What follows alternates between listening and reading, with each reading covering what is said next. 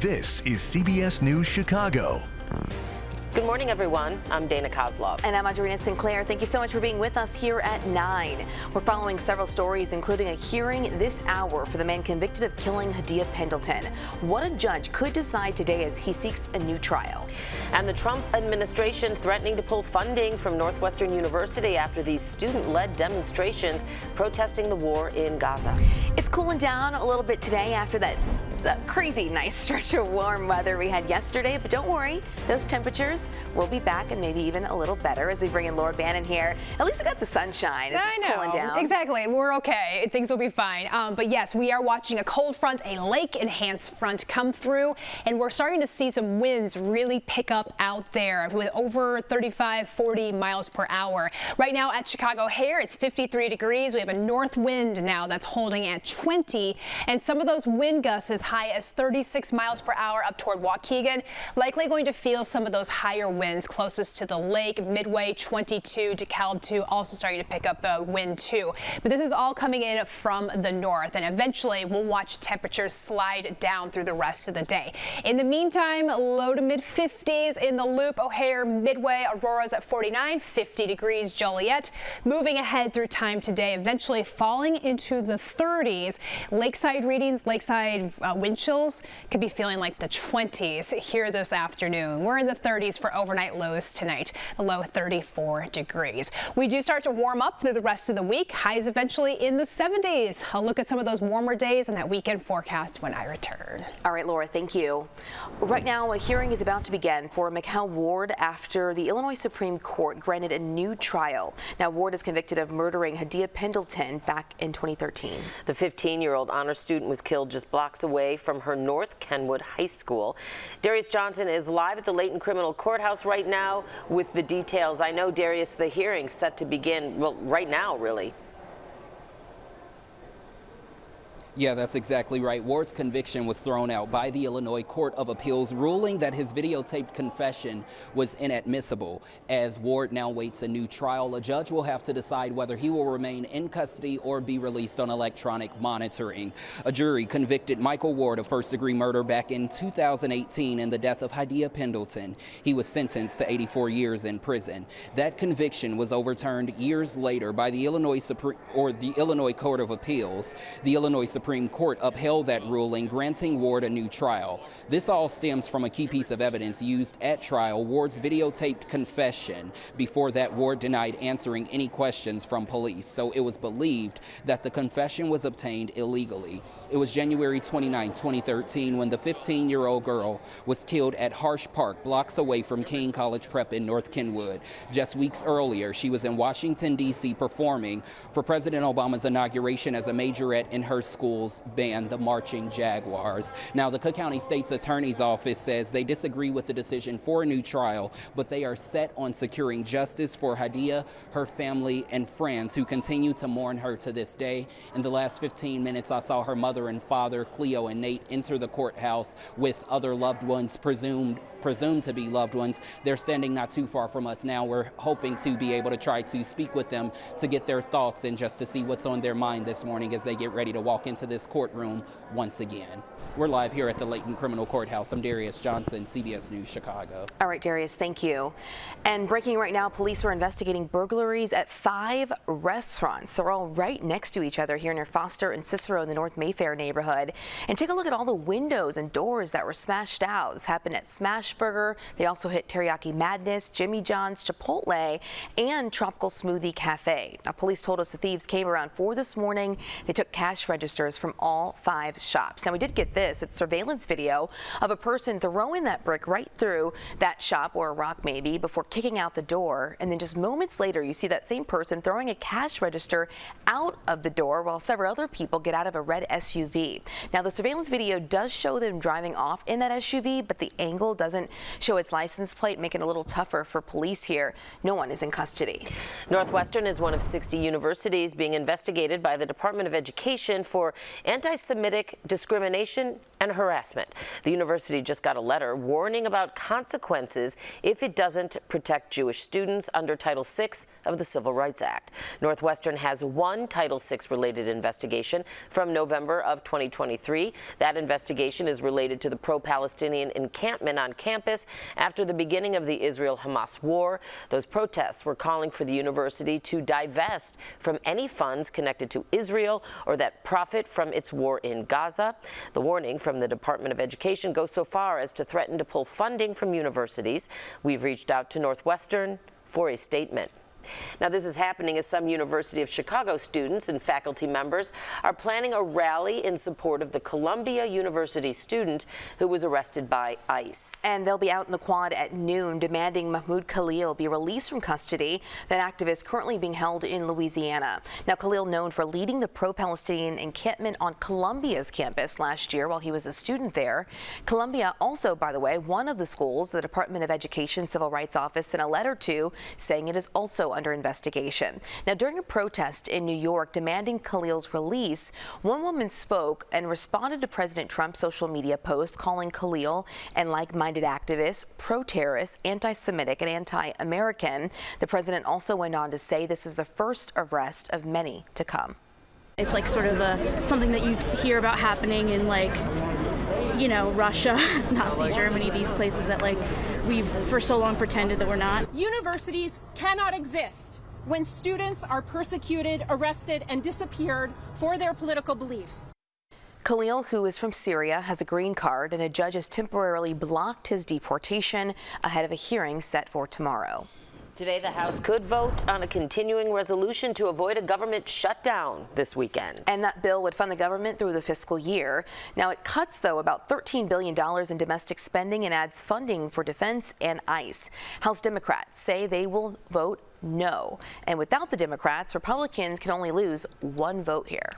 Nobody wants the government to shut down. It's harmful to the people we represent. But at the same time, they need to come back to the table and do something reasonable. I would like us to go back to pre-COVID level spendings, but I realize that we don't have the guts to do that either. Vice President J.D. Vance is meeting with House Republicans this morning to advocate for the bill. Speaker Mike Johnson says President Trump has been speaking with members too. Now, if the House does pass the CR, it would need Democratic support, of course, to get through the Senate. Now, crews are starting to remove Black Lives Matter Plaza near the White House. They're using tools to tear into the giant yellow letters on the street there. Washington, D.C.'s mayor announced the change just last week after some pressure from Republicans in Congress. The work to remove it will take about 6 weeks, and the words will be replaced by some murals there. Black Lives Matter was painted on the street during Trump's first term amid fallout after the killing of George Floyd. The city of Chicago plans to appeal a federal jury's award of $120 million to two men who were wrongfully convicted of murder. Anthony Mitchell and John Fulton were imprisoned as teenagers in 2003. Fulton says they are not the only victims of injustice. We got a lot of work to do. There are a lot of people that are just like me that are wrongfully incarcerated in the justice system, and they need to be brought home too. So the day of celebration. Fulton and Mitchell hugged outside the courthouse after the jury's decision. They say Chicago police manipulated photo evidence, abused them, and forced their confessions. The two men sued Chicago police and Cook County for, quote, malicious prosecution. Next, the search intensifying for a college student who went missing while on spring break in the Dominican Republic. The new alert now being issued in hopes of finding some answers. And today marks 5 years since the start of the COVID-19 pandemic. This morning, we're hearing from survivors and healthcare workers reflecting back on the early days of the outbreak.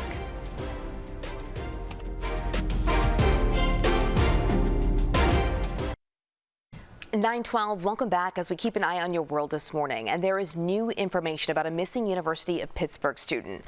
Investigators are now asking for a worldwide police alert to be issued for 20-year-old Sudiksha Konani, who was last seen on a beach in the Dominican Republic. Teams are now searching for her from the sky and on land. A Dominican police source telling CBS News this morning that Konaki walked to the beach with 5 friends and 2 American men, but she reportedly stayed behind with one of the the men when the others left. Police are now interviewing people there in the DR, but no one has been detained. And South Korean singer Wi Sung has been found dead in his home in Seoul. The cause of his death is not known at this point, but Wi Sung was 42 years old and was known for his powerful vocals and a style that blended musical genres. This morning, Pope Francis's condition is improving for the first time since he went into the hospital nearly a month ago. The Vatican says the 88-year-old is no longer in imminent danger as he battles double pneumonia. However, sources say his condition is still complex and he's still getting oxygen therapy. It's still not known when he'll get out of the hospital. And today marks 5 years since the World Health Organization declared COVID-19 a pandemic. As we know, the illness killed millions of people worldwide. CBS's Bradley Blackburn talked to doctors on the front lines of the pandemic in the early days and has one patient's survival story. In March 2020, when the world locked down, Sal Mazzara remembers the moment he felt symptoms. Then I had the fever, the cough was persistent. Then sweats. The father of two from New York already had a lung condition, so when he struggled to breathe, his wife Josephine drove him to Mount Sinai Hospital. I could not believe what was going on, that I was just dropping my husband off at the hospital and wasn't sure if we were going to see him again. This was an epicenter right here. Yeah, it was. Critical care doctor Sanam Ahmed remembers when the hospital filled up and tents were set up in Central Park. The city used refrigerated trucks to hold the bodies. While her own 4 children were in lockdown at home, she treated countless patients on the brink of death. I've never seen so much tragedy in a short period of time.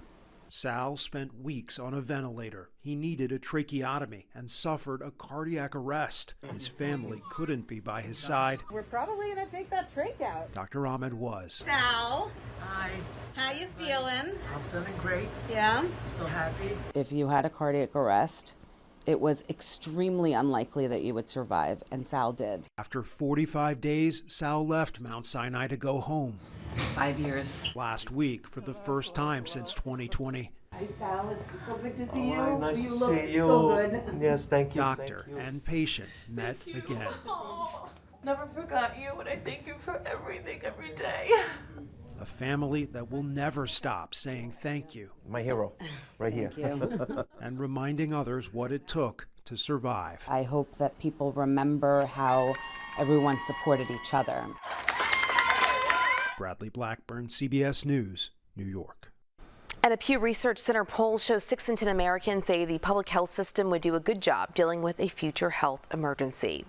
It's 9:15 on our Tuesday morning. We're turning to our first alert weather, and even though it's getting a little cooler, at least it's sunny. It's bright outside. The Tuesday blues have settled in after yesterday. What did you say? Oh my God, yesterday was amazing. It was so beautiful, but you know what? It's okay. It's all right. Yeah. This is March. We'll get through this, and you know, brighter days are ahead, right, And Laura? it's going to be 75 degrees on Friday. I keep getting so many texts about that already. I'm like, guys, listen.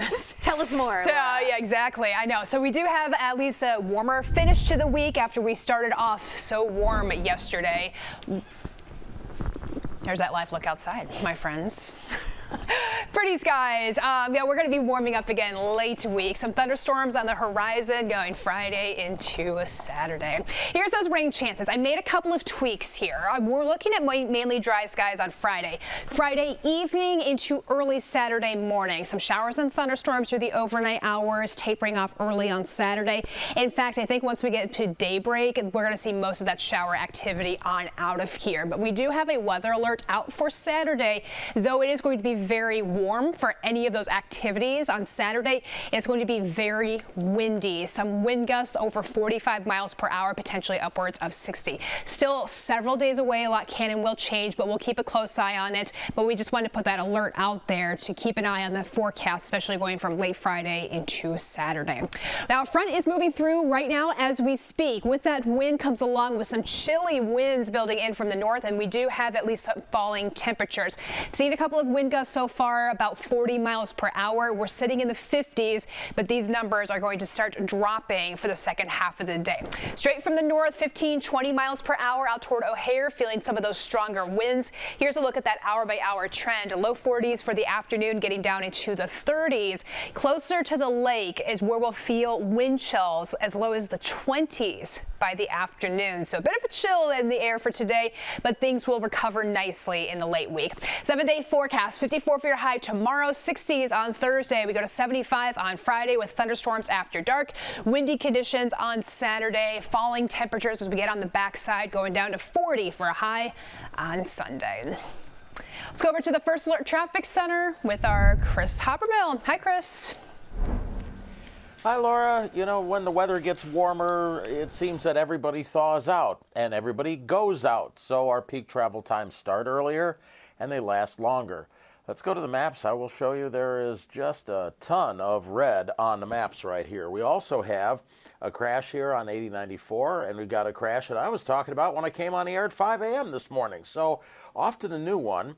This is westbound side of 8094 at Torrance. Multi-vehicle crash, was in a couple of lanes, been moved to the shoulders. Still a lot of attention being paid to it, and it's jammed up solid westbound from before Calumet Avenue. Now, down for our friends by Shanahan, Shorewood, Joliet, semi in the ditch still east of Minooka at Shepley Road. Right lane is still blocked with the heavy hooks out there. So US 52 up to the north, US 6 down to the south. Take the scenic route through the Shorewood or Shanahan to get over to 55. Core Expressway is really heavy. And look at this, into the ongoing road work there on the Tri-State right around the 290. Not only does the eastbound Reagan tied in knots, but the southbound Tri-State for the second day in a row is ugly from the Grand Avenue curve all the way down to the Ike. Chris Hopper, CBS News Chicago. Chris, thanks so much. Well, next, a story about the importance of advocating for yourself at the doctor's office. One woman shares her fight to get properly diagnosed, and now she is on a mission to educate others. Dana, good morning to you from the Joe B. Art Center in Bridgeport. We're hanging out with all the folks that are involved with, or at least some of the folks that are involved with the Chicago Women of Color Puppetry and Performing Arts Fringe Festival 2025. I'm here with Frankie Cordero this morning. Good morning to you. Good morning. Okay, so we've got a film that is playing just behind us right now. This is a film that you created that's part of an overall series of short films, part of the Handmade Puppet Dreams. Yes. I got it. That's right, yeah. Okay, so what was the overall idea of the series? Handmade Puppet Dreams. It's part of Heather Henson's overarching company called the Green Feather Foundation. And so Handmade Puppet Dreams does traveling film series. So they bring a lot of these independent artists' films to different venues across the country and around the world to showcase puppetry in different styles and different forms. Amazing. So these were actually selected as a part of the Women of Color in Puppetry. Okay. So this is mostly films that are shown this week and next week are a part of the people of color that have produced these. Frankie, thank you so much for your time this morning. Coming up in about 20 minutes, we're going to be telling you a lot more from this festival. We'll see you after the break.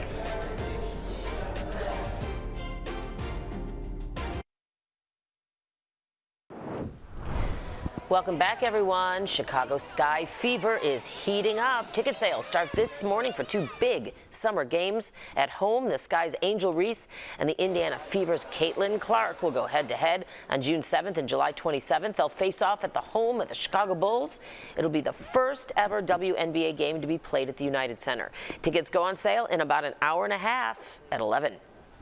Well, this Women's History Month, we're highlighting a young Chicago woman turning her own late cancer diagnosis into a mission to help others. Cancer rates are rising among women, and lung cancer now impacting more women under 65 than men.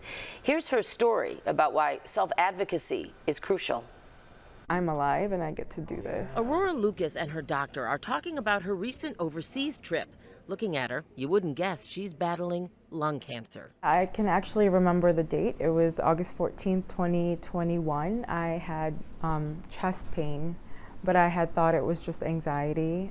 At only age 28, the newlywed and busy teacher initially dismissed her symptoms, but as her cough and fatigue worsened, she finally went to see her primary care doctor. He just looked at me and he said, you know, you look good. You're young, go home. boil some water and add some honey to it. And I remember staring at him and I said, what?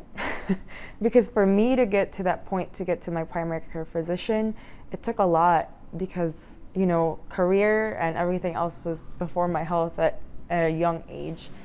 Aurora's symptoms worsened, leading to multiple ER visits. And they said, maybe it's an infection because you were not born here in the United States, or maybe it's an infection because you travel a lot, or maybe it's something else. A small haze on her chest was finally discovered on a scan, but yet it took 4 months and insurance delays before she was diagnosed with advanced lung cancer. Oh my gosh, if I don't advocate and if I don't get the right care, I'm literally gonna die. How did therapy go? That's when she found a specialized team to take her case at Rush University Medical Center. Aurora's special. I think she had my heart at day one.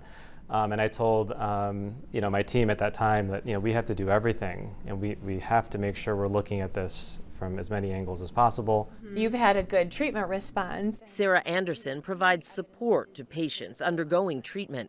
What used to be a very fearful diagnosis, I think we are now seeing we have so much hope that we can offer them because of the treatment advancements that we've seen. We'll continue to watch carefully. Aurora's treatment allowed her to first harvest eggs and then go through chemo and radiation. Currently, she takes a daily pill. We're moving lung cancer into the space of a chronic disease, much like we take care of patients with diabetes or hypertension.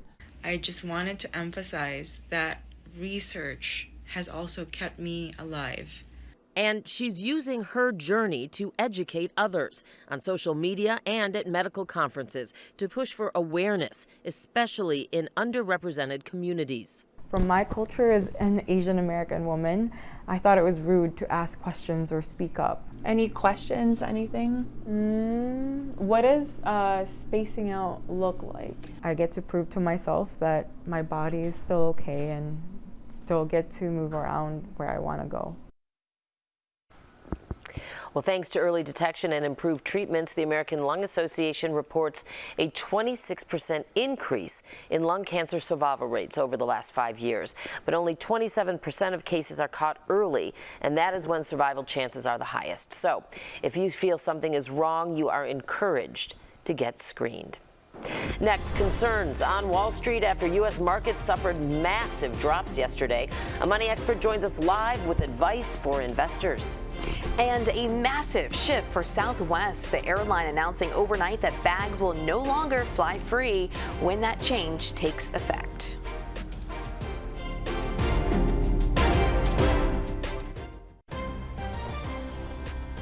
This is CBS News Chicago. Good morning, I'm Audrina Sinclair. And I'm Dana Kozlov. It is 9:30. Thanks so much for staying with us this morning. Ahead this half hour, Southwest bags no longer flying free. The airline announcing a big change to one of its most popular policies. How travelers are reacting this morning. And we're turning a bit colder after that glorious start to the week we had on Monday. It was nice while it lasted. Laura Bannon shows us how much temperatures are dropping today in your first alert forecasts. And let's start with that. Yeah, wind chills. It'll be feeling like the 20s by the end of the day. Fronts move through, so now we have these building winds coming in from the north, sustained anywhere between 15, 20 miles per hour. And I've seen some reports of some wind gusts as close as 40 miles per hour. Those high wind gusts eventually dying down, and eventually these temperatures will also come down. In the Loop, it's 48, 53 O'Hare, 49 Aurora, and we have 54 Joliet. We'll be in the 40s by the end of the day. This evening in the 30s. Let's jog through these future feels like temperatures. By midday, noon, feeling like the freezing mark, so right around 32 degrees, 20s by the end of the day. This is going to be the coldest point of the entire forecast. We do talk about a warming trend in the late week and highs in the 70s. We'll talk more about the warm up coming up here in just a little bit. All right, see you in a bit, Laura. Thanks. Right now, hundreds of food service and hospitality workers at Northwestern University are on day 2 of a strike. No pension, no peace, no respect, no peace. About 500 cooks, cashiers, baristas, and dishwashers who work for the Compass Group walked off the job yesterday morning. They've been working without a contract for months now. Key issues include wages and increased pension contributions. In response, Northwestern issued this statement. The associates represented by the union are vital members of the Northwestern community, and we hope for a swift and equitable resolution. In a surprise move, Southwest Airlines is getting rid of free checked bags for most of its customers. That announcement came in just a few hours ago. And our Marissa Perlman joins us live from Midway Airport with what we need to know. Marissa, are you getting a reaction there from people showing up to Midway and hearing about this? Yes, good to be with both of you. And the reaction that we're getting is from a lot of loyal Southwest Airlines passengers who choose this airline specifically because of that baggage policy. And guys, this change comes after the airline's 54-year history about this. And of course, it arrives here in Chicago just in the peak of a busy travel season. Now, this doesn't apply to everybody. Only the loyal passengers with Southwest will not have to pay for bags now. The Rapid Rewards A-List preferred members and passengers who book their top-tier Business Select fares will get 2 free checked bags. Frequent flyers and Southwest credit card holders will get 1 free checked bag, and everyone else will be charged for their first or second bags. Now, the cost of that checked bag, though, has not been announced, but airline sources say it will be competitive with other carriers. The move comes as Southwest has been under pressure from an investor to improve its financial performance after struggling in a post-pandemic travel world. Now, on top of the bag changes, Southwest will also add a heavily discounted basic economy fare class. It's similar to what other airlines are already offering. Other changes with the airline: Southwest announcing its first ever layoffs to reduce headcount. It launched its first red-eye flights and also will look to end its long-running open seat policy by next year. Now, the assigned seat policy was a welcome change for some we spoke with here at the airport this morning, but other Southwest loyalists tell us they've been flying the airline specifically for years for those free bags. I guess it's competitive, you know, with all the other airlines, you know, but I just think that, you know, I love the idea of free bags, but, you know, they have to do what they have to do. The economy is bad, so I'm sure that's why they're doing it. One, it doesn't surprise me. Two, I think it's going to impact those flyers who don't have a lot of funds, who travel Southwest because it's economical. And so it really is sad that they would be doing this. Yeah, I think it's going to impact a lot of people.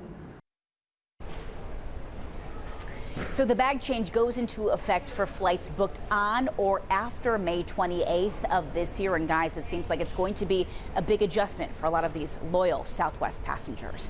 For now, we're live at Midway. I'm Marissa Perlman, CBS News Chicago. All right, Marissa, thank you for those updates.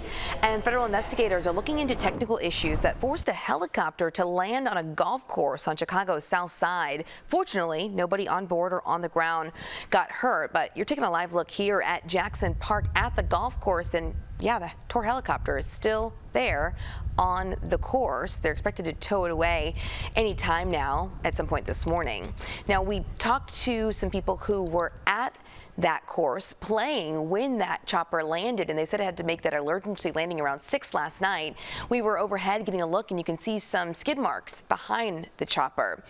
Now, golfers say that the helicopter looked like that it was losing power, and it touched down on hole 16, and one of them called 911 and then went to check on the 3 people who got out of the chopper. 2 of the people was a couple, and the other guy was the driver. And I told him he did an excellent job controlling the helicopter. And this was probably the safest place to land, an open field as opposed to on the expressway.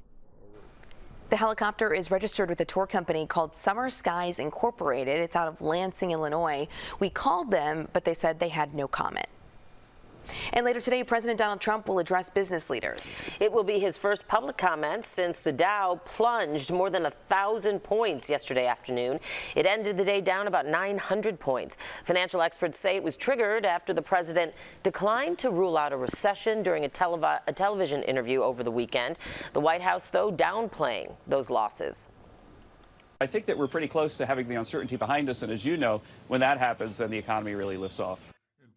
Meanwhile, the Premier of Ontario, Canada, just added a 25% surcharge on electricity exports to the U.S., including Michigan and Minnesota. He estimates it will cost an extra $70 a month. President Trump responded online, writing, quote, "We don't need your energy." And tomorrow, the president's 25% tariff on aluminum and steel imports are set to kick in. And stocks inched a bit higher at today's opening bell after two major markets, the Dow and S&P 500, suffered those significant drops yesterday. Despite the morning's uptick, though, the trade war and other economic policies have investors worried about Wall Street's stability. CBS News business analyst Jill Schlesinger joins us now to dig into this morning. Good morning, Jill. Now, we saw a big sell-off on Wall Street yesterday, causing the markets to dip drastically, about 2%. What are we seeing today? So right now we've got a resumption of that selling because, as you mentioned, we were supposed to see new tariffs on Canada in place today. But the president just announced that he was doubling the tariff rate on Canadian steel and aluminum from 25% to 50%. And what's fascinating to me about the tit-for-tat tariff controversy is that while world leaders are sort of dithering it out with each other, the consumers are the ones who are paying. You just mentioned, $70 a month for some households for energy might not seem like a big deal for someone who is coming from a high-income family, but $70 is a lot of an extra payment on top of already high payments. So what we know right now is that the tariff and the retaliatory tariffs, they are contributing to a huge sense of uncertainty. If you're a business, it's very, very hard to plan what you need. If you're a consumer and you've got that extra $70 a month you've got to pay for electricity, well, guess what? You're not going to spend that $70 on something else in the economy. And in fact, the idea of tariffs, which can lead to higher prices, that can actually reduce your ability to spend money elsewhere in the economy. And considering that consumers are 2/3 of the economy, businesses are worried they're not spending a lot of money. Governments are cutting back their spending. We've got a lot less spending, and that could mean a pronounced slowdown in growth in the U.S. economy. And on top of that, we have fears of a recession, and they're really growing after President Trump did not rule out the possibility that we're headed for a recession. What's the take on that this morning with these concerns looming over the others that you just mentioned? I think this word recession is very scary. We do go through recessions from time to time. The last recession we saw was right amid COVID. It was a short recession, just 2 months, and then we came back from that. But nobody wants to see the economy shrink. That's what a recession is. The total economy is getting smaller. And the biggest problem for consumers amid a recession is that it usually will mean job losses. And so if we get to 8 or 10% unemployment, that's pretty scary. We're at 4% unemployment right now. So what I think is important here is that we are not yet in a recession. The economy continues to grow, but there are some yellow warning signs flashing. And again, the tariff situation is adding to that uncertainty. And when you have uncertainty and people are not purchasing as much as they used to, that can slow down things even more. In a weird way, sometimes we talk about the economy as if it were some mathematical equation. It's not. It is really driven by sentiment, how we feel, and then what we do. And if we're feeling pretty lousy and we don't want to spend as much money, that is going to pull down the growth rate and potentially tip us into a recession. Okay, so what should we all be doing with any stocks we might own or with our retirement accounts? A very specific question. Let's say you need to make a tuition payment from a 529. Should you leave that money there and try to pay another way for a month or two?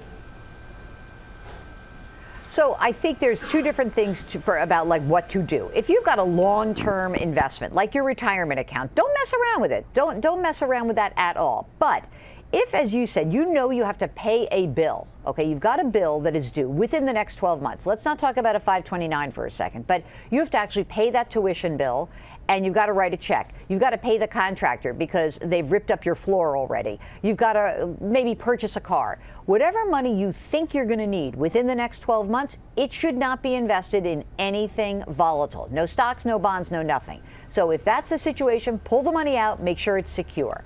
For your longer-term investments, for that retirement account, for that 529 account, even if you are on the cusp of almost retiring, refrain from doing anything. because even if you're on the edge of retirement, your money still has to last you for decades in the future. Just think about this, gang, that if I'm 65 years old and I'm going to retire next year, I hope I'm going to live for 20, 25 more years. You want to be invested because you want your money to grow faster than the inflation rate so that you can keep up. And when you lose your income, it is important to make sure that your money, your assets are growing. So try not to do a thing. Stick to that long-term game plan. Unfortunately, these big periods where you're going through the anxious times, the uncertain times, it's kind of the price of admission for being an investor. All right, Jill, thank you so much. On days like this, we appreciate your insight even more, and you can see Jill regularly on CBS Mornings for more of that insight. And coming up next, another sneak peek at a new Fringe festival celebrating diversity through puppetry.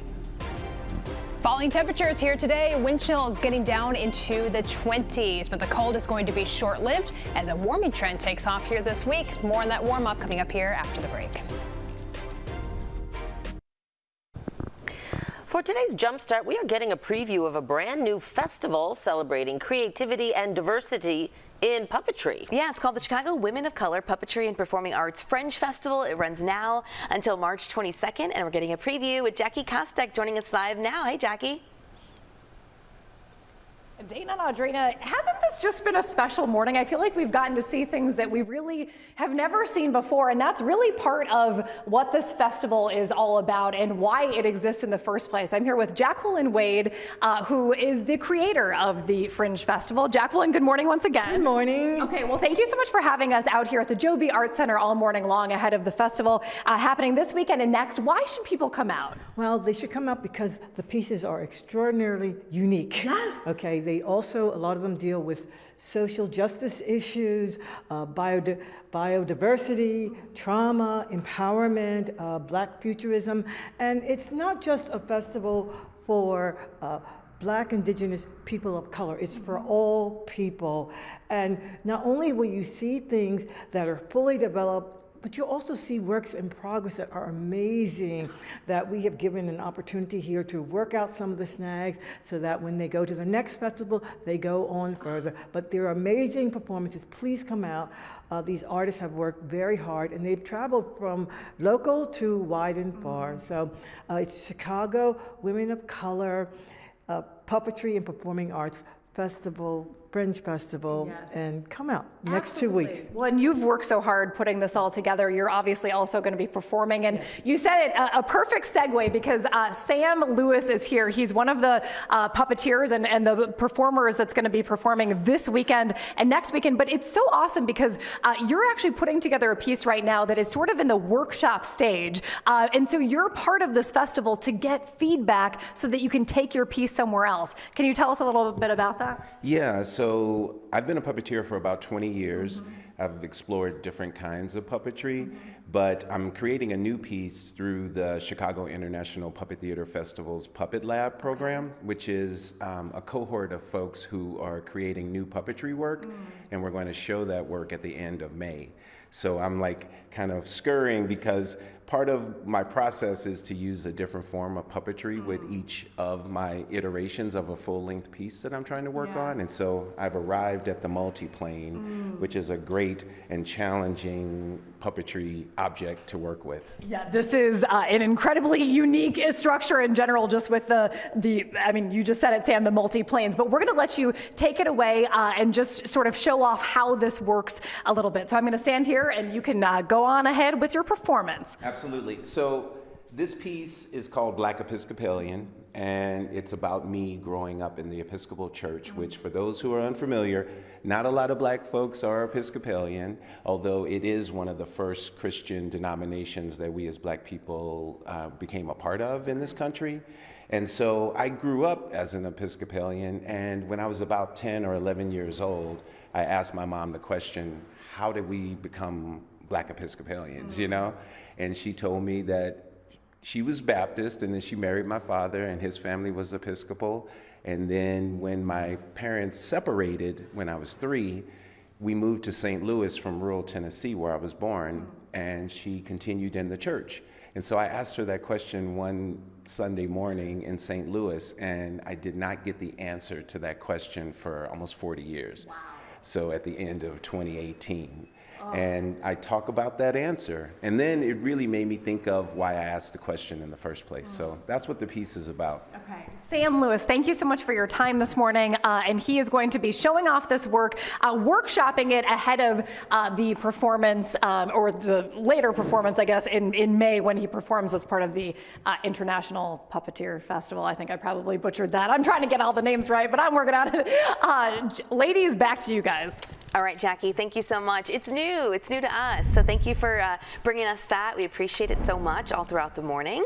And it's 9:50. We're talking about the little dip. I don't want to say like big dip. I mean, it was near 70 yesterday. No, it's a big dip. It's huge. You know, but it's still so nice. People are walking around with light jackets still. But it's a 30-degree dip. Yeah, when you factor in the wind chill, too, and we're talking about a 50-degree dip there. Feeling like the 20s lakeside late day today. So right now, we're kind of just sitting. We're not really going up, but we are definitely going to head down in the coming hours. Really feeling that lake-enhanced cold front that swept on through. Some gusty winds clocking over 40 miles per hour at times. There's my graphics. They went away for a second. That was weird. All right, we're back in business. Rest of the week, we're going back up. 70s by Friday night into Saturday morning. Some thunderstorms.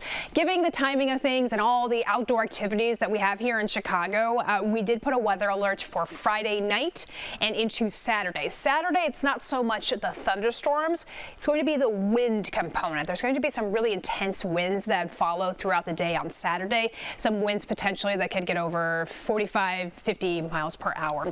Here's the timing of those thunderstorms. That's going to hold off until the later part of Friday. Some strong thunderstorms are going to be possible. Clears out early on Saturday. That means that Saturday is mostly going to be a dry day, but those winds coming in from the southwest are likely going to be intense at times. Now, we've had a couple of high wind gusts at times with this front that's moving through. We've got some mixed sunshine out there, but dry conditions, and that's going to hold through the rest of the day. We're colder to the north and west out toward McHenry, upper 40s, O'Hare 53, 45 in the Loop, and 54 Midway. Joliet's sitting at 57 degrees. Winds coming off the lake here now, and we do have some of those stronger winds that's holding. As we progress through the rest of the day, here's that hourly trend. So we're focusing on the drop into the 40s for the afternoon. By 1 o'clock it's 45, low 40s down into the 30s. But when you factor in that wind chill factor, it's going to be feeling more like freezing, eventually into the 20s for the later part of your day. Going down to a low of 34 tonight, 55 for a high tomorrow, 60s and 70s on Friday. Weather alert days. Friday, a really nice day, 75 degrees, 60s on Saturdays. Those showers end and those temperatures tumble on down into the 40s for highs by the end of the weekend on Sunday. Let's take a look at traffic on this Tuesday morning. Chris, take it away. Got some weather whiplash with all those temperature changes going on there, and some traffic whiplash too. Just like the weather, some things are better, some things are worse, some things kind of stay the same. This is what the big map looks like right now. I got a couple of crashes in northwest Indiana, but guess what's gone? Yeah, it was out there till 4 a.m. Semi in the ditch by Minooka. Bye-bye. It's finally out of here. So let's concentrate on Indiana. The westbound side of 8094 is a mess. It's jammed up solid from Klein Avenue all the way over to Torrance. A couple of right lanes are now blocked at the scene of a multi-vehicle crash. Big cleanup there. Not too terribly far away, southbound 65 is a parking lot coming off of 8094 down to Pass Ridge Road. A pickup truck flew off the roadway. It's well down in the ditch behind the guardrail, so they actually have to use a rotator to go ahead and pick that vehicle bodily up to get it back up where it belongs. Core expressways are busy. And we've got Foster Avenue bridge work now underway. One lane open either way between Pulaski and Monticello till further notice there, and no left turns onto Pulaski. That's always fun. Have a great day. Drive safe. Let's be nice to each other. We'll be right back.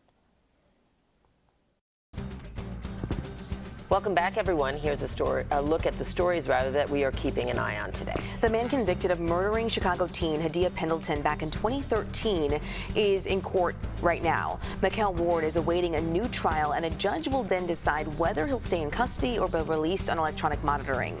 Ward's confession to the murder was thrown out on grounds it was obtained illegally. Northwestern University says it's fully cooperating with the Department of Education after receiving a letter from the Civil Rights Office. Northwestern was one of 60 schools who received that letter, warning there could be consequences if they don't take action to protect Jewish students. They're under investigation for, quote, anti-Semitic discrimination and harassment. Northwestern says it's confident in its actions taken, including updating the student code of conduct, disciplinary procedures, and public safety investments. A big change over at Southwest. The airline is ending its free bag policy for many travelers, most travelers. The change goes into effect for flights booked on or after May 28th, and only the airline's most loyal passengers will not have to pay baggage fees. Cooling down and then warming up. Today will be on the chillier side, especially in the afternoon. We'll be watching those falling temperatures going down to a low of 34 tonight, high of 75 on Friday. That's going to come along with a lot of wind going from Friday into Saturday, monitoring the potential for some thunderstorms Friday evening into early Saturday morning. And then we're headed right back down, 40 degrees for a high on Sunday. All right, a bit of a roller coaster. Yeah, but 75 on a Friday. I'm like, what plans am I making? Focused on Friday, right? Yeah. Totally. As always, really, right? Well, thanks for joining us here on the News at 9. Your local news continues on the stream. Yeah, thanks for being with us all morning. We hope to see you tomorrow morning. Have a great one.